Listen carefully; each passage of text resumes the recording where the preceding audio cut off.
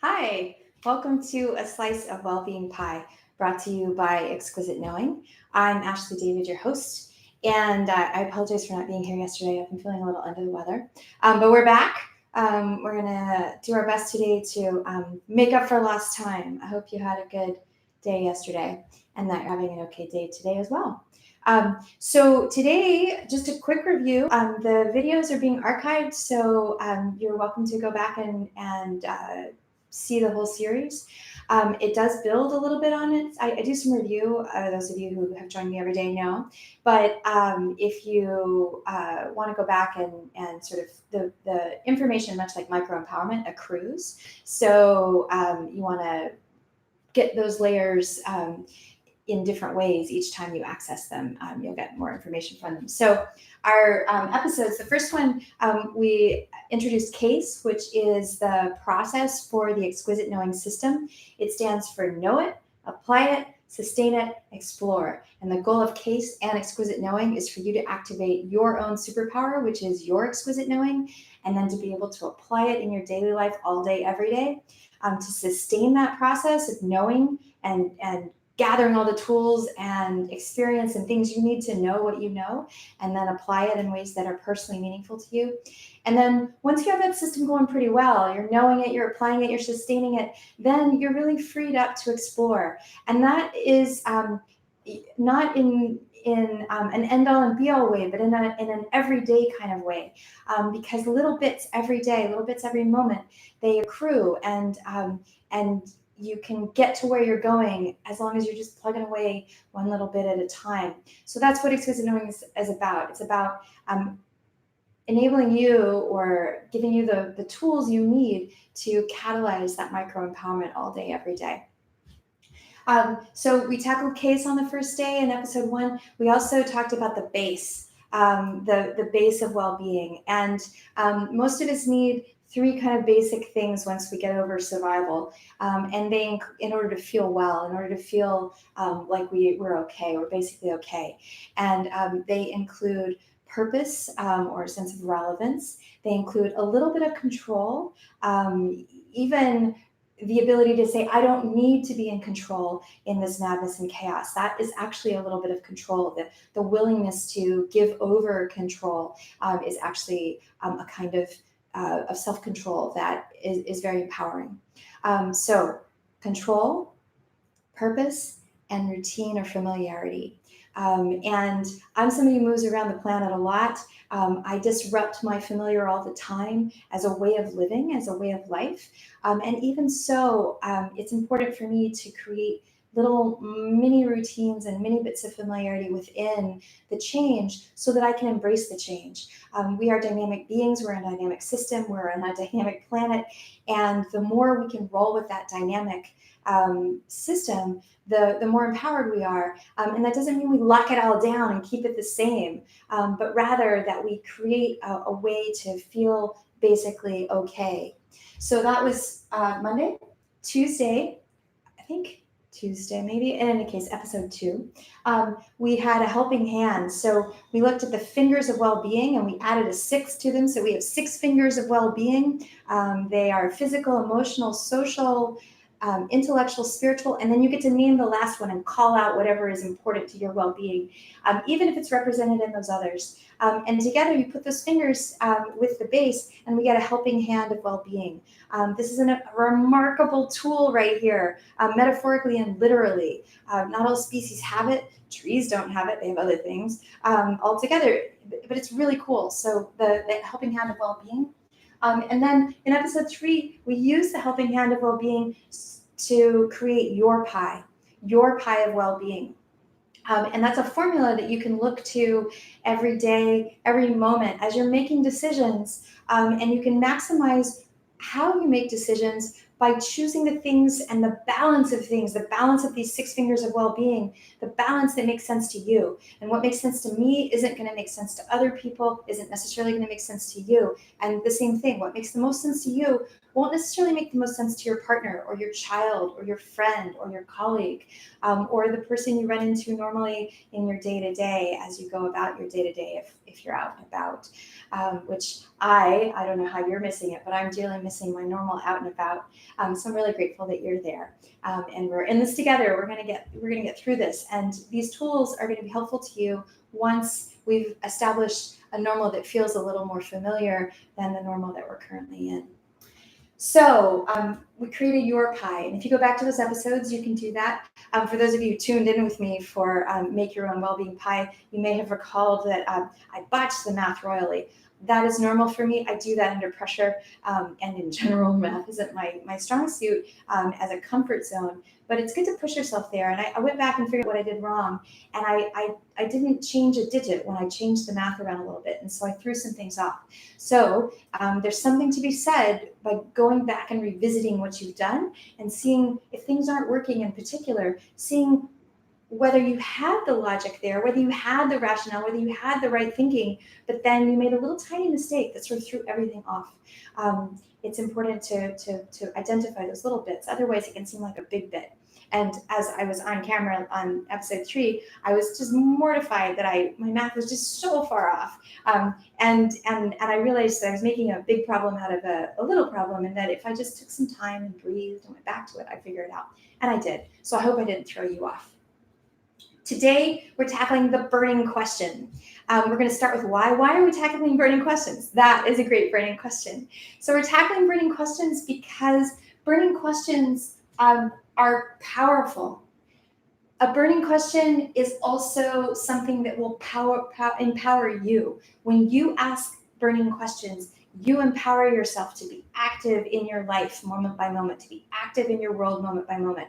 Instead of answering somebody else's questions, if you have your own burning questions, then even if you're having to do things that other people are giving you, like schoolwork or work or stay inside and social distance work, then you can turn that stuff that you receive on its head and make it personally meaningful to you and apply your own superpower, your exquisite knowing, so that you can turn circumstances that you can't really control into circumstances that you do have a little bit of control over, that can feel a little familiar, that can be part of your purpose and your relevance, and that can maximize your own well-being pie so that all your 6 fingers of well-being are being met.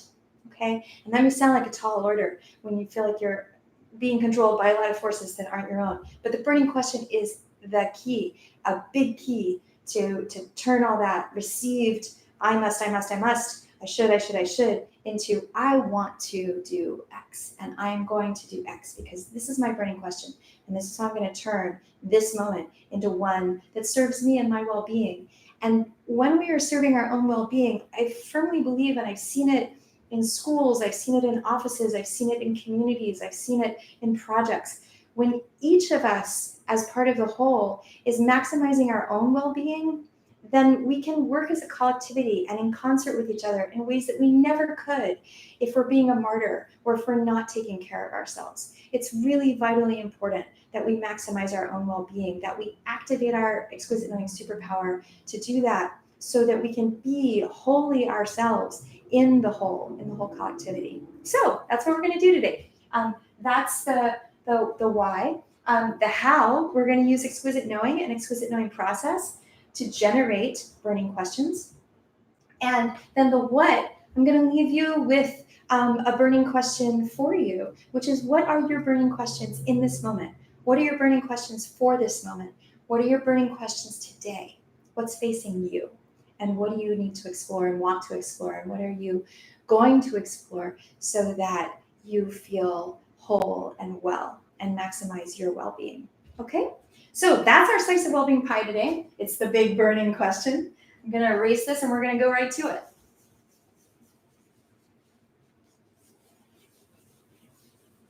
Now, as I'm erasing, I hope you're grabbing your notebook or your pencil or pen and whatever supplies you need so that you can take notes. I really recommend and invite you to dig actively in, not just to receive. The whole point of exquisite knowing is that I'm not telling you how to live in the world. I'm merely offering you tools that I tested, tools that work for me, tools that work for people I love and care about, tools that work for students and coworkers, but I'm just offering you the tools. The real work is yours. So I hope you grabbed your stuff.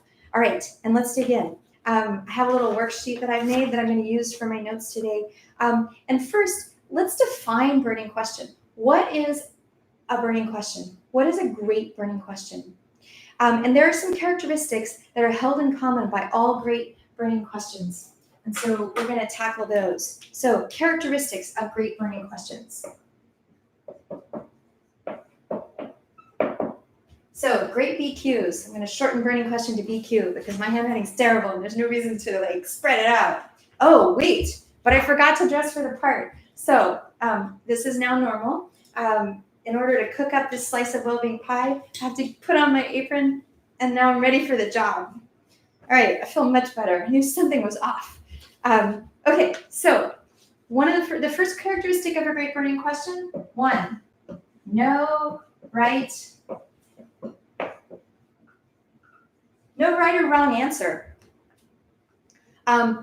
So for example, if I ask you, is my apron blue? There is a right and a wrong answer to that. Yes, it is blue. Now, we might quibble, and I'm the kind of person who likes to quibble, and I might come up with all kinds of ways to dispute that is the right answer to this. I might, for example, say, well, it depends on how we define color.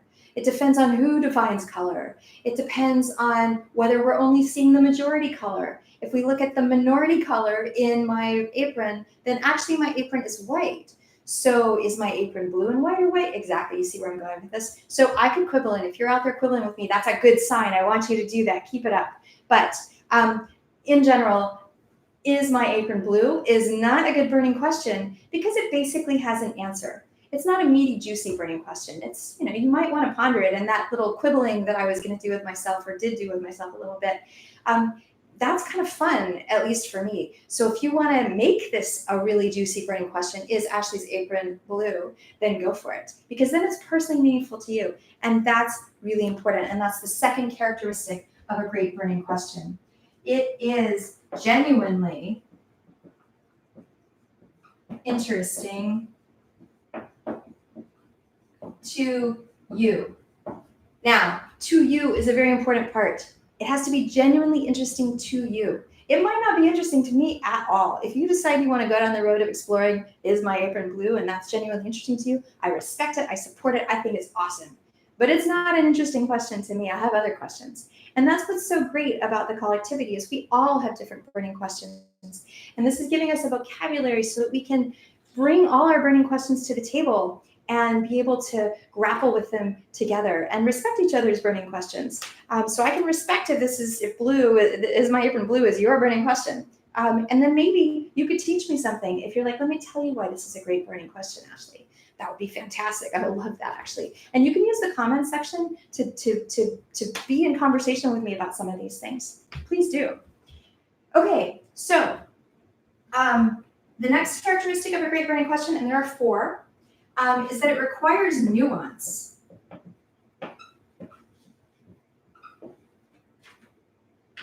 And complex analysis.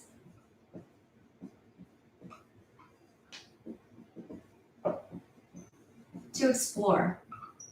And I'm going to put it in quotes because I don't really need an answer, but I'm going to put answer there. Okay, now I have made the promise that this slice of wellbeing pie is accessible for grades 3 through however old you are. If you're very old, great, welcome. And if you're very young, if you're 9, welcome. I'm really happy to see all of you. So some of this vocabulary may be unfamiliar to you regardless of your age. And that doesn't matter. It's a great time to learn new vocabulary. So it requires nuance and complex analysis to explore and answer. That basically means that you can't just answer it easily. Is Ashley's apron blue? Yeah, it's blue. That's an easy answer. No, we're going to nuance this. Is Ashley's apron blue? Well, that depends on how you define blue and how you define the apron and what you're focusing on. You see how I'm getting into this apron question and the blue question? By nuancing it, by ferreting out little subtle, tiny angles of perspective and pursuit and inquiry. And then analysis. Analysis just basically means thinking about it and putting things together. And then answering. We're not just going to answer it, because when there is an answer, then someone has the power to give the question that answer. And what I'm saying, and what Exquisite Knowing is saying, is that if we open up the box and say that there are many ways to explore and answer things, there are many ways to nuance things and make them more and more complex via burning questions, then we shift the power into a lot of different perspectives, and great things happen then. So, for example, one of my young friends who I work with each week would likely argue with me if I said that this isn't a good burning question to say this is blue, and he'd likely come back with, well, dot dot dot dot dot dot dot, and then we would learn something interesting about each other and about the world, and that's a great process. So, a great burning question, no right or wrong answer. You have to support it. You have to support your answer with evidence, and it can be disputed, which gets us to the last characteristic of a great burning question. And the last characteristic of a great burning question is not everyone agrees. Not everyone, whoops, I didn't mean to put those in air quotes. Not everyone agrees on the answer. So we can have a variety of perspectives with great burning questions. So those are the 4 things that you need for your burning questions. So when you're generating your burning question about your day, about your work, about what's before you, about your project, if you're going to explore something, then put it through this test and say, is the question I have come up with a great burning question? Is there no right or wrong answer? Does it require me to support my answer with a variety of bits of evidence, or can it be disputed by someone else? Is it genuinely interesting to me? Do I really care? Because let's face it, we all have many things to do with our time, even though a lot of us are feeling kind of bored right now because our routines are different and we're not sure how to fill the time. I've heard from a lot of people who've told me that. They're like, oh my gosh, I'm so bored. And that's going to evaporate, because you're going to want to fill your time with something interesting. And this is one way to do it. Start asking great burning questions. So is it genuinely interesting to you? Make your time matter and explore something that is genuinely interesting to you. Does it require nuance and complex analysis to explore and answer? And something that's really important in here is explore. A great burning question sends you off on a great adventure to explore the world around you, to explore yourself, to explore those around you, to explore things you do understand or think you do, to explore things you have no idea about and don't understand that are perplexing. Exploring. You're going to put on your explorer hat when you ask great burning questions. And then the last thing is, not everyone's going to agree with you. Your cup of tea and your exploration and your adventure is not going to be my adventure, and that's great, because then I might read about or learn about or somehow encounter your adventure, and suddenly my world's going to open up in ways I didn't even think for it to open up. And that's where innovation happens. That's where creativity happens. That's where the collectivity becomes more than the individual. It becomes the old saying, the sum of the parts is the whole, or the sum of the parts is greater than each individual part. And that's one way to get there as humans, is through burning questions. Okay, so you might say to me now, Ashley, that's great. I know what a great burning question is now, but I don't have any clue how to generate a burning question. I just need to know how to get through my day. So we're going to tackle that.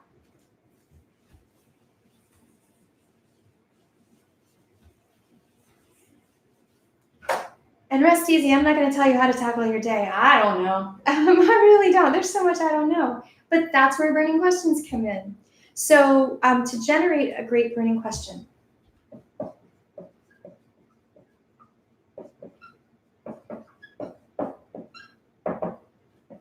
how do we do it? Well, step number 1.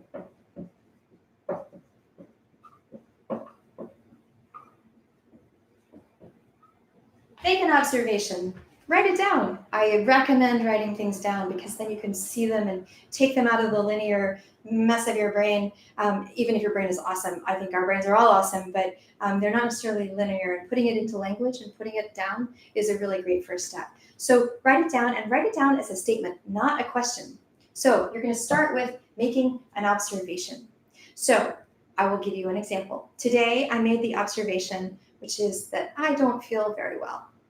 And I made the observation that, so I wrote, I don't feel well. And then I made the observation, I missed yesterday's broadcast. And then I made another observation, I promised to do cover burning questions yesterday. And then I made another observation, and that was, I want to do something about this. I'm going to give it a try. We'll see. What's the worst that can happen? I go live, and then I have to turn the podcast off. So those are the observations I made. So I want you to take a moment, and I want you to make an observation. The first thing that comes to your mind. I'm hungry. I'm tired. I'm bored. I'm excited about watching this broadcast with Ashley. I don't know what she's talking about. Whatever it is, write down an observation. Look out your window, actually, and make an observation. And I'm going to encourage you to use all your senses. And there are 7 senses in Exquisite Knowing. So we've got taste, touch, sight, hearing, smell. I hope that's 5. And then there's the 6th sense, which is your intuition or your gut feeling.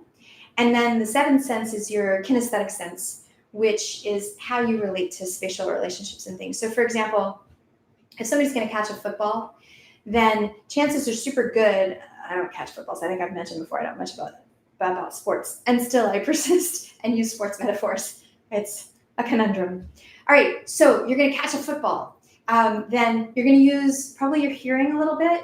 You're going to use your sight, and you're going to watch the ball. That's the thing when I was learning to catch a ball. Keep your eye on the ball. Keep your eye on the ball. You're going to watch it. But you're also, because you've held a football before, let's pretend this isn't your first time catching a ball, you're going to know how it feels to catch that ball. And you're going to know what it does to your body, and you're going to know what that feeling is. That feeling of your body in space with the ball and in that dance together, kinesthetic sense. Okay, so athletes, for example, use their kinesthetic sense a lot. Dancers use their kinesthetic sense a lot. They know when they are going to land on the floor, like what the body is going to do and how the floor is going to come to meet. And that helps it be a safe landing as you're flying through the air. But we all use our kinesthetic sense so that we don't bump into things all the time. And we use all our senses together. So use all of your senses and make an observation. I hope that by now you have made an observation. So you've got one written down. All right, so 2, the next thing you're going to do is you're going to turn your statement, make an observation as a statement. Assert something. That's a powerful thing to assert things, to say something. I am hungry, for example. Powerful. All right, so make a statement. Then turn your statement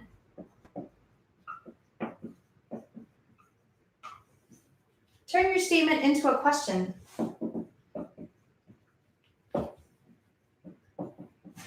But not just any question. This question cannot be answered by yes or no.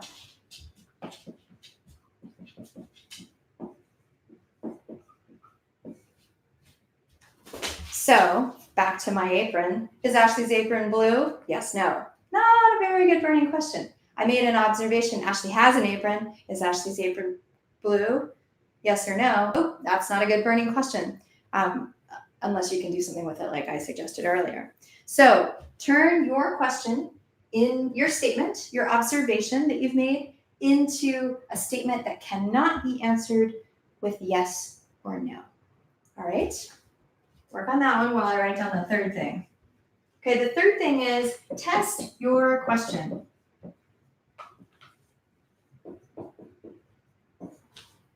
You're going to test your question to make sure that 1, it can't be answered yes or no, and 2, that it has all the characteristics of a great burning question. So first, there's no right or wrong answer. The answer can be disputed in that same thing. There's no right or wrong answer because the answer can be disputed or supported with evidence. 2, it's genuinely interesting to you. Okay, does it really matter to you?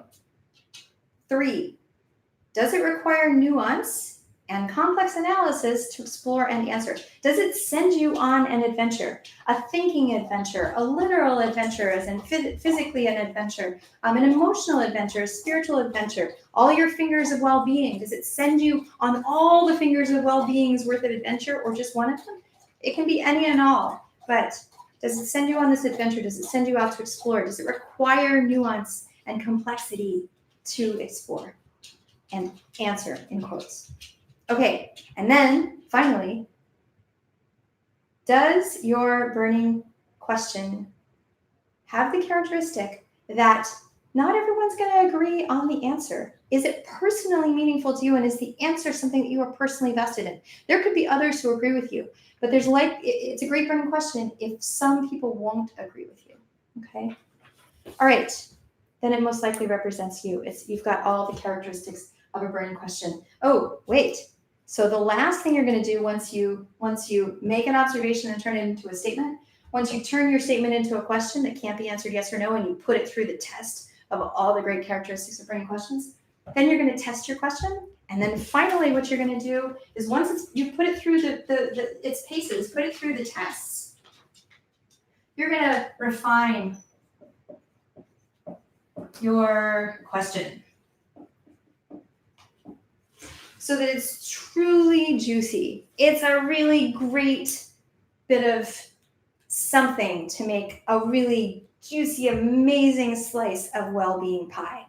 Yeah. So, for example, today I made the assertion, I don't feel so well.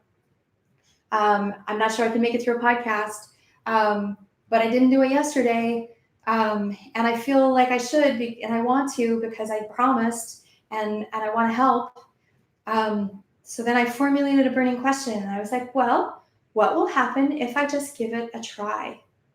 How will I feel? And then I was like, what is maybe, we've talked about not starting with what, so why, how? So I sort of pondered around all of this. I keep touching my face, but I've washed my hands a lot.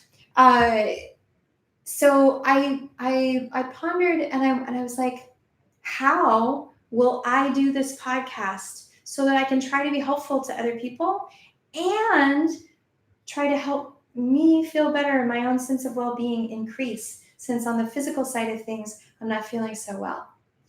And so I got some water, I got a cough drop, and I had a little snack, and I took a nice rejuvenating shower, and I put on one of my favorite, most comfortable shirts, and then I just did it, and here I am. So I made my burning question, I tested it, I refined it, I went through that refining process, and then, most importantly, and this is where I'm going to leave you today, so once you have your burning question, know it. What is your burning question? And my burning question was, how can I offer a slice of well-being pie to you and also offer a slice of well-being pie to me today?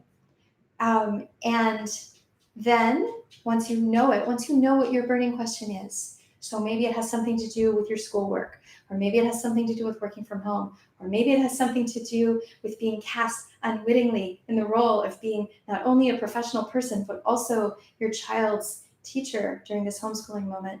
Or maybe it has something to do with boredom. You've never had to deal with that. Or maybe it has to do with, I don't know how to cook. How do I cook? Whatever your burning question is, know it. That's the first. That's the first part of CASE, which is our exquisite knowing process, and then apply it. Like I did today, I applied it. I just turned on the TV or the computer and set up the microphone and put some stuff on the board and found an old worksheet, and then here we go. So apply it, and then once you've applied your question and you've started on your adventure, then I want you to think about one thing you can do to sustain yourself so that you can do this again, over and over again, maybe later tonight with a different burning question, or tomorrow morning when you get up and you consider your well-being pie and how you're going to plot your day. So how can you sustain it? So for me, I was like, all right, I'm going to do this. I'm going to turn it off. I'm going to grab my book and I'm going to rest with Janie, my dog. And then I'm going to take her for a little walk, and then I'm going to rest some more and check in and see how I feel and see whether this was a good idea. And then once you've done that, you can start to explore. And so if this happened today, and even though I wasn't feeling so well, it went okay, and I'm feeling all right, and it was actually fulfilled my question for you and for me, then I'm going to try maybe something else tomorrow. And that'll be part of creating my well-being pie this week. So that's it for today. You can ask questions in the comments thread. You can get in touch with me via the website, which is exquisiteknowing.com. You can subscribe to this broadcast, share it with folks, and an important thing, particularly in this moment of crisis, is to get out of your lizard brain and into your authentic I. And I'm hoping that this slice of well-being pie is going to help you do that. So thanks so much for joining me today. Big virtual hug, lots of good wishes for you and yours. And I'm not going to promise that I'll see you tomorrow, but I'm going to try. And we'll tackle something awesome. I'm not sure what it'll be because that was part of what I couldn't plan today. So it'll be something, and it'll be something that I hope is helpful. It'll be another slice of wellbeing pie. So for those of you who've been tuning in, I can't figure out how to turn off the live stream. So we're going to go through this again. We're going to turn it off, and it's going to take a little bit of time, and things are going to be kind of funny and silly. And then I'm going to